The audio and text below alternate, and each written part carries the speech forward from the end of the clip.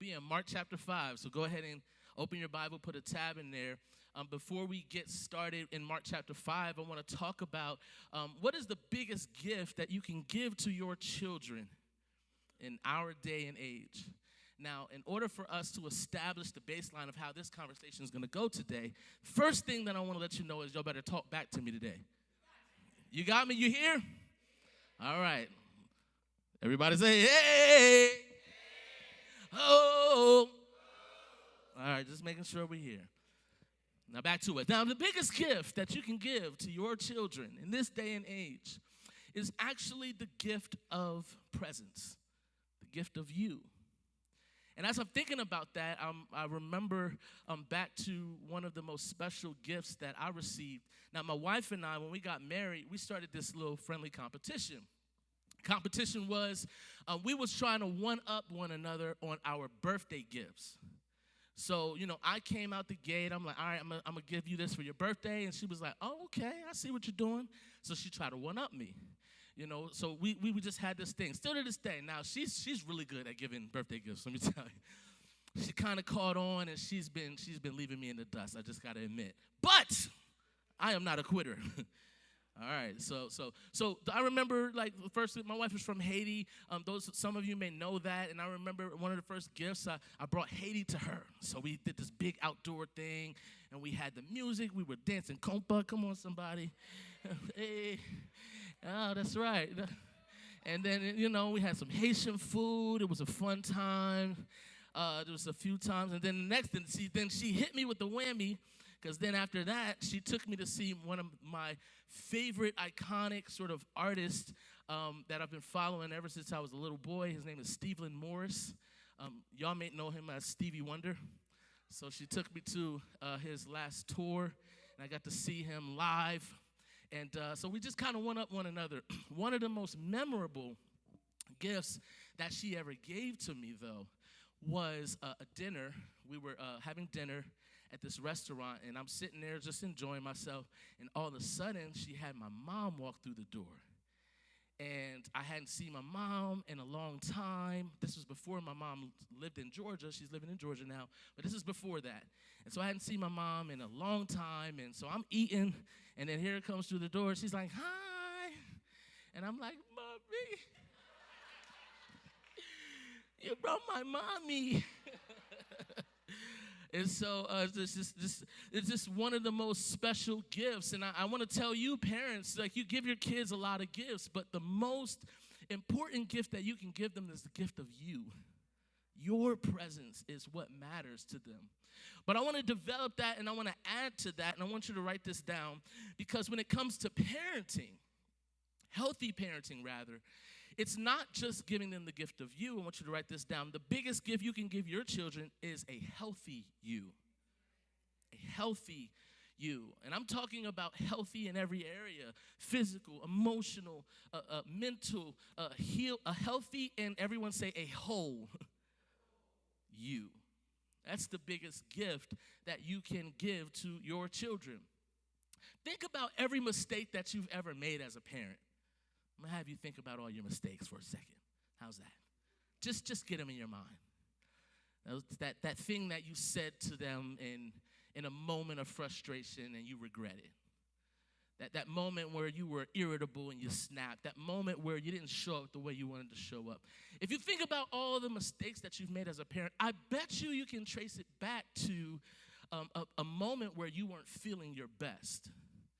You weren't able to show up as your best self. Maybe you were going through something emotionally. Maybe you were going through something personally. Y'all here today? Many of the times the mistakes that we make are not just because we want to make these mistakes, right? It's because I just wasn't able to be myself. I wasn't able to really think clearly because I had things going on with me. So the best gift that you can give to your children is a healthy you. Many of you tend to parent, and the way that we parent sometimes is a little toxic and a little unhealthy. I'm just going to be honest with you today. Some of us, rather than parenting our children, what we're actually doing is we're trying to reparent our unhealed child self. And we've got to be very careful about this.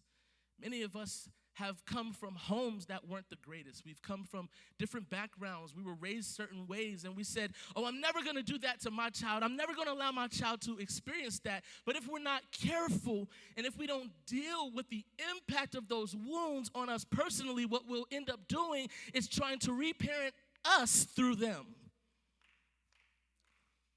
And if we're not careful, what we're trying to do is heal something that they didn't never have to begin with. Those of you who experience neglect growing up, you might become the kind of parent that's overprotective. You're just overly protective. Others of you might have faced like harsh criticism growing up. Growing up, it almost seemed like you never were good enough. You couldn't do anything good enough. You were always criticized. And so your struggle is you'll lean to being too lenient, or you end up being the very thing that you said you'd never be. How many of you have said, I'll never be like my mama. I'll never be like my daddy? How'd that working for you? How'd that working for you? The reason why is because we have to deal with us. And the biggest gift that we can give our children in terms of our parenting is a healthy version of us.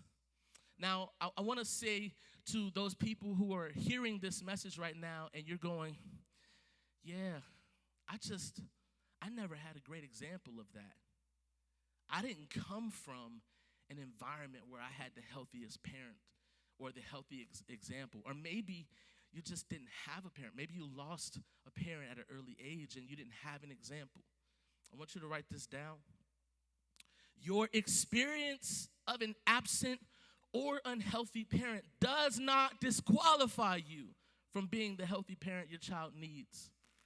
Many of us are disqualifying ourselves from showing up for our children the way that we need to show up because we said, I never had this. I never had a parent who was emotionally in tune. I never had a parent who was physically there. And so there's just certain things that I just don't know how to do because I never had it modeled before me. And you are disqualifying yourself in an area where God actually wants to heal you. So do not disqualify yourself just because you didn't have an example of this, because God can heal. Everyone say, God can heal. Some of y'all just jump to the heal part. Heal. Let's get right to it. Let's heal. We'll go get there. Mark chapter 5, beginning in verse 21. You glad you came to church today?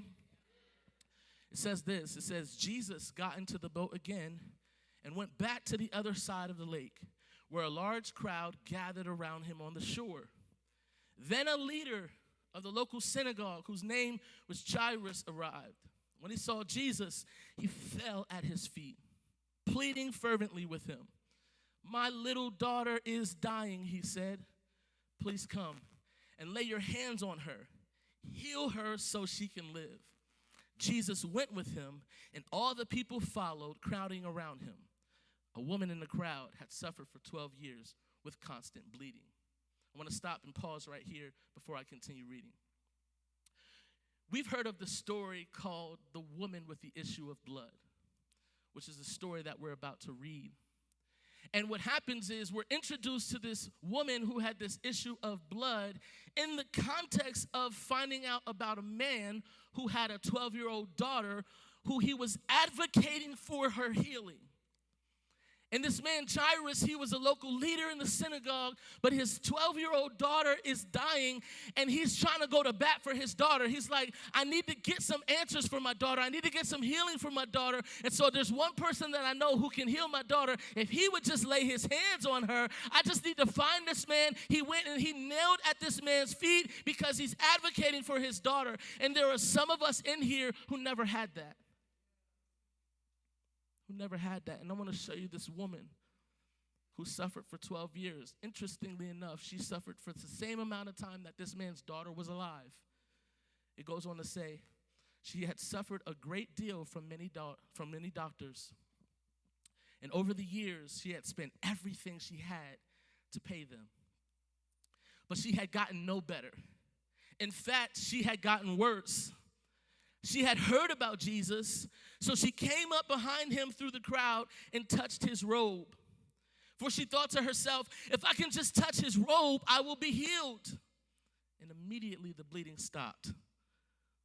And she could feel in her body that she had been healed of her terrible condition. Jesus realized at once that healing power had gone out from him, so he turned around in the crowd and asked, who touched my robe? His disciples said to him, Jesus, look at this crowd. Everybody touched your robe. How can you ask who touched me? But Jesus kept on looking. He kept on looking around to see who had done it. Then the frightened woman, trembling at the realization that what had happened to her, came and fell to her knees in front of him and told him what she had done. And he said to her, daughter, your faith has made you well. Go in peace. Your suffering is over. I want you to touch your neighbor and say, your suffering is over.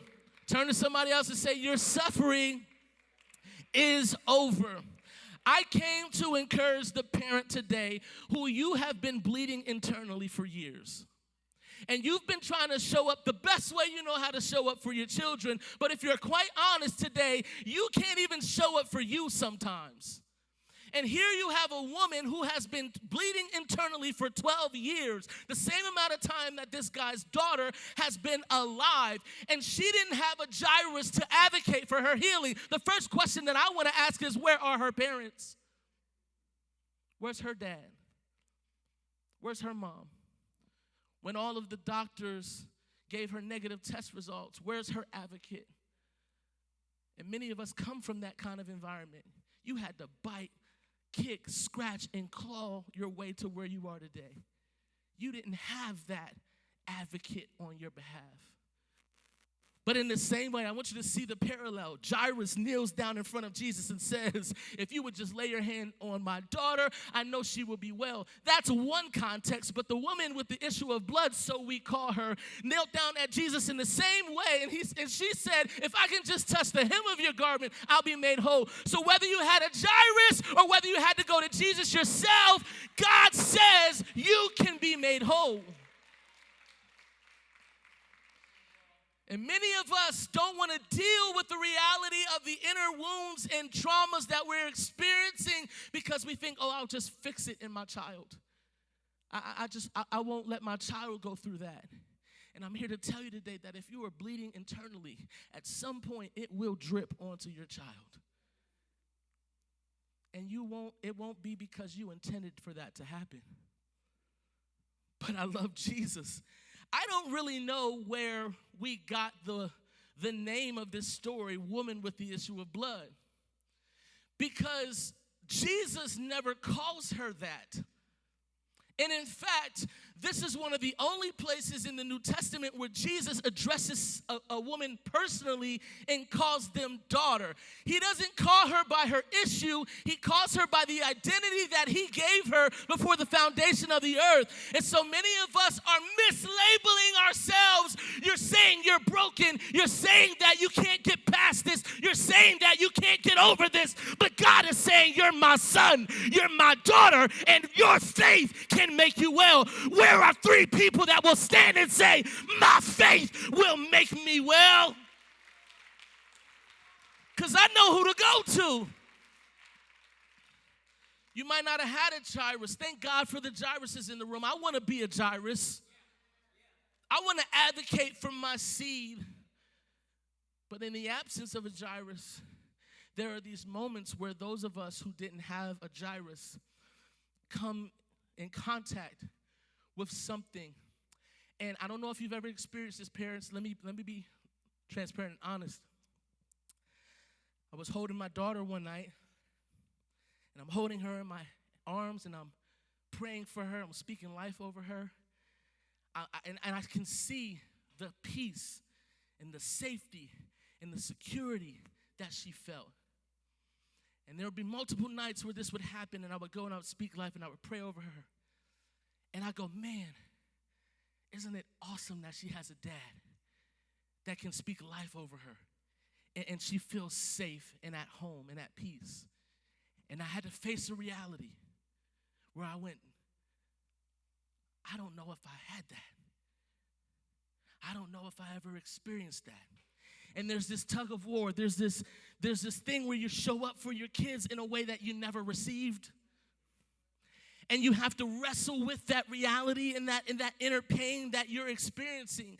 And the temptation can be to just shove that away, to say, we don't have to deal with that. Let me just show up for my kid. But I want to tell you today, you got to deal with it. You've got to deal with it.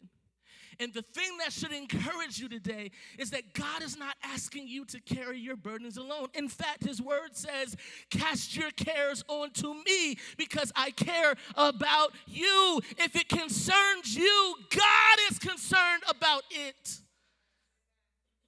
He says, throw your burdens onto me.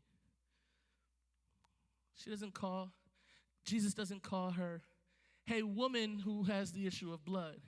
He says, daughter. You don't find it anywhere in the New Testament where Jesus is addressing one woman in particular and he says, daughter. There are other passages where you'll see Jesus saying, hey, the daughters of Zion or the daughters of Jerusalem, referring to a collective identity. But there's few moments where Jesus walks up to a woman personally and says, daughter. And I wonder if we thought that the only issue that Jesus was healing her of was the issue of blood. I actually think that the other issue that he was healing her with is the issue of identity. Because after being healed, who are you? She can walk away whole physically, but if she doesn't know who she is in terms of her identity, she's still going to be walking around with an ailment. And I'm here to tell you today that you look good on the outside. You look great. You put on the right clothes. You dress your hair up really nicely. And you're working out. You're looking good. It's paying off. I see you in the gym, some of you. But I want to let you know that it doesn't look the same way internally, but there's a God who won't let you walk around carrying your issues as your identity. He's here to change your name from a woman with the issue of blood or son with the issue of blood to you're my child.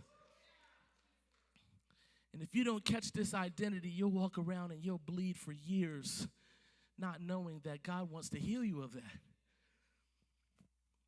So I want to give you 3 signs to let you know that you're a healthy parent. How many of you want to be a healthy parent? I want to be a healthy and a whole parent. I'm going to give you 3 signs of a healthy parent. Here's the first one. You are committed to personal healing.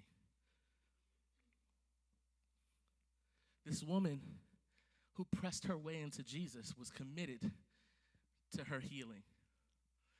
There's a point in dealing with our struggles where at a certain time, it starts to feel like it's too much to ever see ourselves healed and free. Like, I got to go to therapy. I got to do all these things. You know what? That's just too much work. The temptation for her was to look at the crowd and go, there's too many people around him. I got to press my way through this crowd and touch him. That's too much work. But I want to let you know that we serve a loving Savior, and he is ready to meet you at your point of need. All you have to do is take a step in his direction. Commit to personal healing. Here's a second sign of a healthy parent. A healthy parent, you will raise them by decision rather than default. Parents, you have a choice. You have a choice to actively decide how you're going to raise your children or to let your unresolved personal issues and past experiences unconsciously dictate your parenting style. Many of you don't even try, but you sound just like your daddy. You sound just like your mom. You're not even trying to do it. It's just happening by default. And there are many things as parents that happen just by default if we're not consciously making decisions about how we're going to show up for our children based on what their needs are. So I'm going to give you the difference between a parent who is parenting by decision or by default. Here's a parent who is parenting by decision. It looks like proactive parenting. I want you to write down this definition. Proactive parenting is taking deliberate steps to meet your child's need rather than repeating patterns shaped by your unresolved traumas. Taking deliberate steps to meet your child's needs based on their needs and not your own needs. And many of us, the line between what we're giving to our children and how it is feeding our unresolved traumas are blurred. And we have to get to a place where we separate out those things so that we're not projecting things onto our children that don't belong on them. Now, if you're raising a child by default, this is what it looks like. It looks like reactive parenting. I want you to write this down. Reactive parenting is responding to situations based on your immediate emotions or your past experiences rather than considering what is best for your child's long-term well-being. That moment that you flipped out, that moment that you reacted, is because you were triggered by something that you haven't dealt with. And many of us are unaware of these triggers and these responses. And I have to let you know that you have a choice to become a proactive parent who's going to make decisions that are best for your child's needs. And sometimes that means I've got to stop and I've got to pause and I've got to take a step back. And I can't respond in this moment because I'm triggered in this moment by something that I didn't deal with from my past, from my childhood. And many of us are just so quick to fly off the handle, so quick to let things come out of our mouths. And you've got to deal with these things. And Jesus is saying, I'm here. I want to help you. But many of us, we don't connect the dots. And here's my issue. Can I tell you my issue with Christians? Can I just tell you my issue with Christians? My issue with y'all is y'all pick and choose where you want Jesus to be involved. You want Jesus to be involved in these miraculous ways. God, I need a new job. Where are you at? But you got a bad attitude. And you've never once invited Jesus into that attitude and prayed for a miracle over that attitude. And I just find it very interesting, and the same is true of our parenting. God, I just pray that you protect my child when they go out there. I don't want no harm or danger to come near them. All the while, you're spewing toxic words over them every single day. And you're praying for danger unseen, but the danger is we see it every day, and you're speaking death over them. I didn't mean to hurt anybody's feelings. But I find this too often, that we think the problem is always out there. And we don't always invite Jesus into every area of our lives. But the same God who's going to protect and keep them out there is the same God who can help you control your tongue. So there's a difference between proactive parenting and reactive parenting. Healthy parents are committed to personal healing. They'll raise their children by decision rather than by default. And I just love that when Jesus steps onto the scene and he looks at this woman who has this issue, it says this, and he said to her, daughter. There's a moment today that God is reorienting your identity because you've been carrying around pain and you've made that pain a part of your personality. You've made that pain a part of your story. Yeah, I'm like this because I never had that. Yeah, I'm just like this because, I just grew to be this way. Listen, I don't care how old you are. I don't care. I want to attack this demon right here. I see him. He's right here. There's this thing to where we think that because of our age, because of where we are and how long we've been doing it, that God can't change it. And I'm saying that thing is a lie from the enemy. I don't care how old you are. I don't care how long you've been struggling. I don't care how long you've been in the condition. God says you can be healed. You can be healed today. This doesn't have to become your story. It doesn't have to become your identity. It doesn't mean that you won't struggle, but at the moment that Jesus says, my son or my daughter, your faith has made you whole, you can walk away and believe that your suffering is over. And I want to encourage you today, don't make your issue your identity. Here's a third sign of a healthy parent. Healthy parents are invested to their growth, but they trust God with their results. Many of us look at our children, and at this point, I'm going to talk to the parents of children who are a little bit older now. Maybe you're empty nesters, and You're looking at your son, your daughter, and you're going, who raised you? I know I didn't raise you that way. Like, who taught you this stuff? Like, what's happening? I need you to understand that you've got to relinquish responsibility for the results. And you just have to understand that your job as a parent is to plant the seeds, it's to nurture the seeds, but it's to trust God to bring the growth and the harvest of those seeds. I want you to look at 1 Corinthians chapter 3 and 6. And this is the Apostle Paul talking. He says, I planted the seed in your hearts, and Apollos watered it, but it was God who made it grow. I want everybody to say, it's God who makes it grow. Stop taking responsibility for the harvest. God brings the harvest.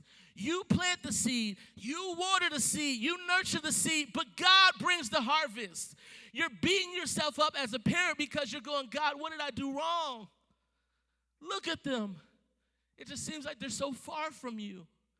God, I failed as a parent. No, you didn't fail as a parent. You're holding yourself to the wrong standard as a parent.